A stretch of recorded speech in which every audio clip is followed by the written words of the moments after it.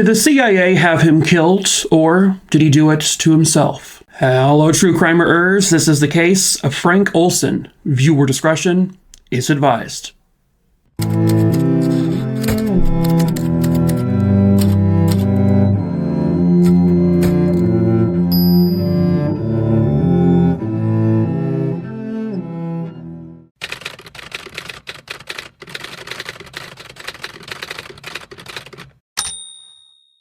Frank Olson was born on July 17th, 1910, and he was born and raised in Wisconsin. His parents were Swedish immigrants, but he spent his entire life in the States. After graduating high school, Frank would go to college where he ended up getting his PhD, and he got that in bacteriology. Then he enrolled in the U.S. Army, where he was a part of the Army Chemical Corps. And at some point during this, he gets married, and they end up having 3 kids together, and life is going well for them. Towards the end of his career in the Army, he would basically be asked by a former colleague of his, and this was to work at a secret location that was doing biological warfare. It was like a laboratories and stuff that they would do. And he said yes. And eventually where he was working would be named Fort Detrick. He went from being part of it as a member of the Army, but then he became a civilian and he continued his work there as a civilian. They would do a lot of experiments in this location, and it got to a point where the United States was fearful of the progress that the Soviets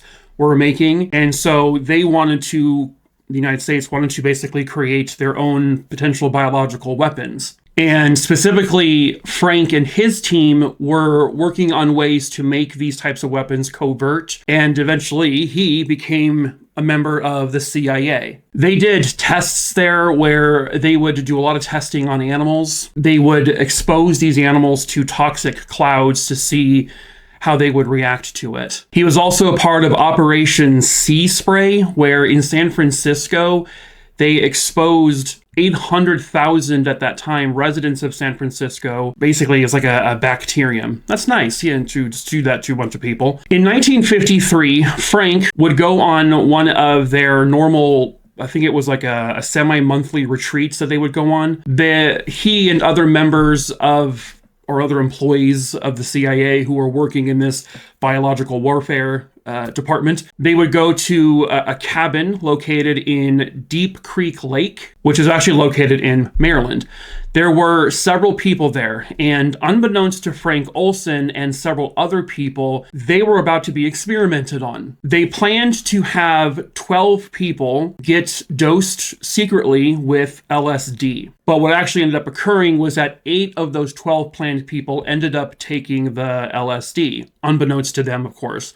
They had laced it in a glass of wine. A couple of them had refused a drink. They just didn't want it. They still didn't know what was in the drink. This is, by the way, in November of 1953. That night, Frank and several other men had very big reactions to this LSD. Again, they had no idea they were on it. They just became unruly, of course, and just a series of other strange behaviors which were brought on by this LSD. The following day, Frank heads back to his home to his wife and kids, and according to his wife, Frank seemed incredibly different. He seemed to be a changed man from when she last saw him just, several days prior. He refused to eat any of the food his wife made. He did not want to speak to the kids. He barely wanted to speak to his wife. He seemed to be incredibly distant. And then suddenly he blurts out to his wife, "I've made a big mistake." But he never elaborated on what that mistake was. On November 23rd, Frank Olson and one of his colleagues, Lieutenant Colonel Vincent Ruett,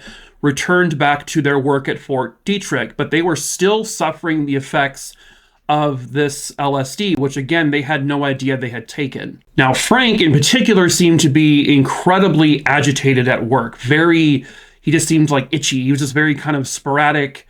His demeanor was very different than normal. He goes up to Ruett, who wasn't exactly feeling the same way he was feeling, but he told Ruett, "Hey, are you going to fire me or do I need to quit?" And, they managed to calm Frank down, but obviously something was very wrong with him. Later on, Ruett would be questioned about this case, and he said that on that day, Frank Olson was incredibly disoriented, and he was beginning to show emotions about the work they were doing, the ethics behind it. He felt at a certain point that he had become too incompetent to continue doing the work. On November 24th, Frank, who goes to work that morning, suddenly comes home sometime just before 12 o'clock in the afternoon, and he was brought back home, escorted back home by a guy named Jason Stubbs. Olson said to Stubbs when he brought him back to his house, he said, "They're afraid I might hurt you." I'm not really sure where that even came from, but that's what he said to him. But Frank tells his wife, "I have agreed to go under psychiatric treatment. I might be gone for a few days or a week." And so Frank Olson, along with another CIA chemist named Robert Lashbrook, would fly to the Manhattan, New York area. And they were staying at a local hotel there. It was the Statler Hilton Hotel, which would eventually become named as the Hotel Pennsylvania. And other people just refer to it as Hotel Statler. It was November 28th, 1953, at approximately 2 o'clock in the morning. The front staff of the hotel is alerted of something truly horrible that has happened. A man appears to have fallen out of one of their hotel windows from the 10th or 11th floor, they weren't really sure at that time, and landed on the concrete below. And the hotel staff went to go look, and then it drew a big crowd, and eventually they determined that this in person was Frank Olson. The hotel manager who had gotten there to see what was going on said that Frank appeared to be trying to mutter something, but he couldn't get the words out. And then he died. The hotel staff looked up and they saw basically one window that still had its light on, and they could see what looked like broken glass around it. And one of the curtains was like stuck in the glass. It was and it was like sticking out of the window. So Frank Olson and this Lashbrook character were staying on the 10th floor. When they get police up there, they check on the hotel room. Lashbrook says he woke up to noises and just suddenly Frank wasn't in there anymore. When police arrive, they go to check the hotel room itself, and they find Mr. Lashbrook in there. He's still kind of disoriented. He had just woken up. He said that he woke up and Frank was just gone, and that it was cold in the room, and he noticed that the window was broken. And when police look at the window, it is, for sure, it's broken. There's glass shattered, and the curtains are all stuck up in the glass. What was unusual to them is that they had never seen a situation where a person deliberately jumped out of a window without opening it. The room, when this happened, would have likely been pitch dark. And in order for Frank to have launched himself through the glass and then, down to the pavement below, he would have had to run from basically the front door of the room, go across two beds, and fly out of the window, head first, I guess. That seemed incredibly unlikely, but they had no other reason to believe that this wasn't something he did to himself. Later on, police were told that a switchboard operator reported something very suspicious. Shortly after Frank's death, this was within the hour or something like that, Lashbrook received a call from someone named Dr. Harold Abramson. And this is back in the day. This is before, operators all right, connecting you, it is, would be digital or whatever. This is back when they're doing the little, plug thing or whatever. And so typically what would happen is when they plugged the connection in, they would stay for the first, couple seconds of the call just to make sure it worked. And so what she heard was two men talking. The first man, who was Lashbrook, said, "Well, he's gone." The other person who had called him responded to that by saying, "Well, that's just too bad." It seemed like a really bizarre way to start a conversation. The family was notified of Frank's death, and they notified them by saying he did this to himself. He deliberately jumped out of the window and fell to his death. This is because he was depressed. He was battling some psychiatric issues. He was unhappy with work. His wife and kids were like, "Well, that's unusual because, he never really seemed like he was," but they also had no choice but to believe the story they were told. They had no idea about this LSD test that had just taken place. They also had no real knowledge of the work that Frank and his colleagues were doing. Lashbrook said that on the night of his death that Frank seemed to be really delusional. He said Frank was claiming to hear voices, but that's what Lashbrook said. They can't talk to Frank about it because he's dead. Now it gets to a point where not too soon after this, information begins to come out that there was this LSD test, that Frank was unknowingly dosed with LSD as part of this experiment, as well as several other people. And it sounds like Frank did find out about that, and that really pissed him off. And he was at a point where he was considering wanting to leave this work. But the CIA thought that he might now be a security risk. He might reveal to people that they are doing these tests and trying to figure out ways to combat the Soviets' advances in biowarfare, and they couldn't have that knowledge coming out. And so the family starts to go, well, I don't think he did this to himself.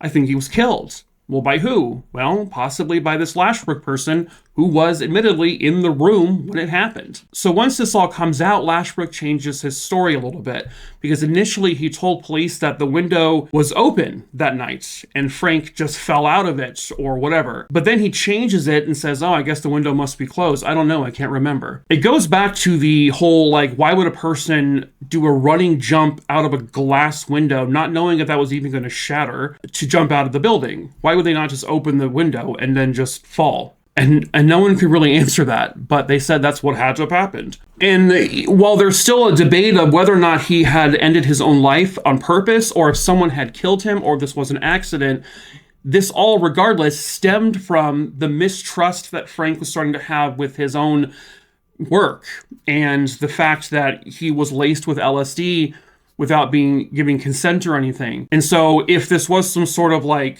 LSD-induced thing where he was paranoid and jumped out of the window, the CIA still needs to apologize for that. And the family ends up having a meeting with the president at the time in the Oval Office. They end up giving the family money, and they offer a public apology to everything that happened. And at that point, okay, it's done. But it's not. In 1993, Frank Olson's wife Alice passes away, and when that happens, when she's buried, they want to put Frank Olson in the plot next to her.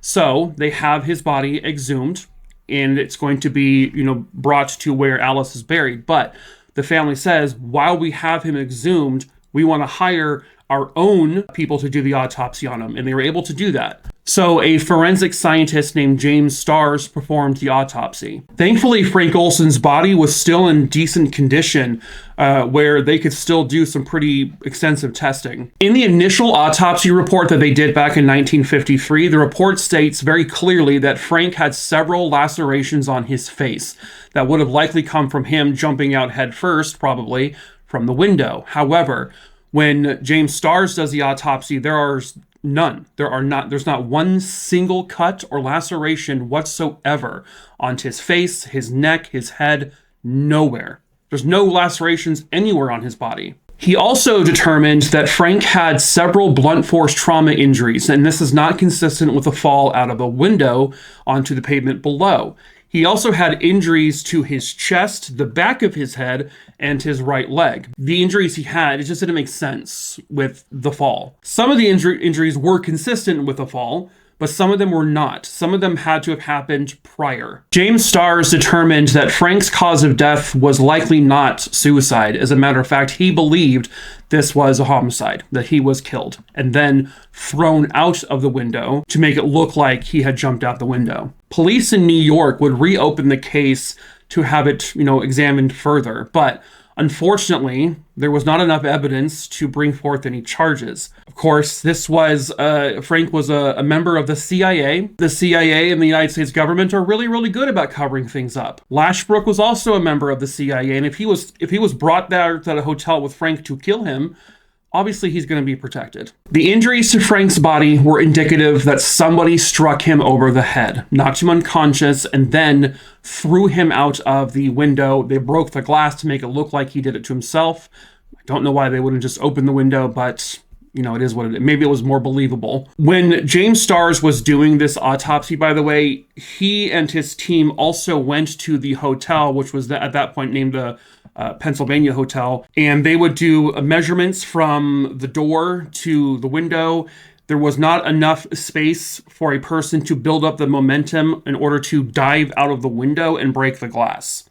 It wasn't really possible. And so if he couldn't do it from the door, then he certainly couldn't do it from right next to the window. And every other case where someone does this, where they can confirm they did jump out a window, they've opened the window ahead of time. No one jumps out of the glass of the window. They also determined where Frank landed, where his body was found, was not in a position where it should have landed. It should have landed somewhere else. This was more like someone had thrown him out of the window. But, of course, because the CIA is the CIA, the government is the government, the New York Police Department had nothing that they could do. It was out of their hands. No one was going to be providing any kind of evidence. No one was going to be providing any kind of testimony. It's just all one big secret, it appears. Frank's family continues to believe now that he was murdered, and he was murdered because he was potentially going to be a security risk for the CIA and what they were doing with biochemicals. And that Frank was at a point where he was fighting back against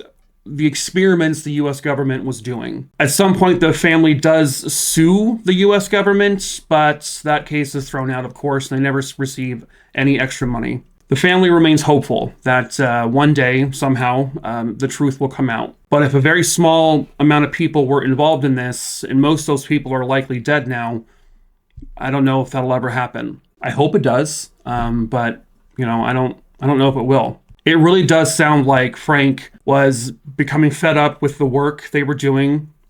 He was also angry that he probably found out about the LSD test. And the CIA and the government were concerned, possibly, that he was going to maybe spill the beans. He was going to leak information to the public, and we can't have that. So there's only one way to stop that from happening. You got to make him dead. And so because of who is involved here, the mystery of what exactly happened to Frank Olson on that night in 1953 in New York may remain an unsolved mystery forever.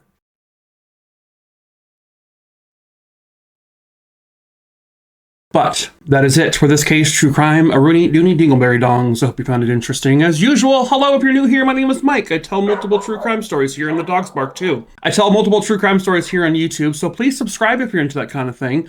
Leave a like, drop a comment so more people can see the video, hit the bell so you're notified of when I post new videos. I also tell short form true crime stories over on TikTok. The link to my TikTok is in the description of this video below in the link tree. And I also post compilation videos of all my TikTok videos from the previous month on the beginning of the next month. So you can always wait for those as well. Lastly, in the link tree below, you'll find my case list. It's over 7,300 names long. I do typically choose my cases at random. However, if there is a case you want me to cover that you don't see on there, please just email me. My email is listed below as well. Just the name of the case, where it happened, and when it happened.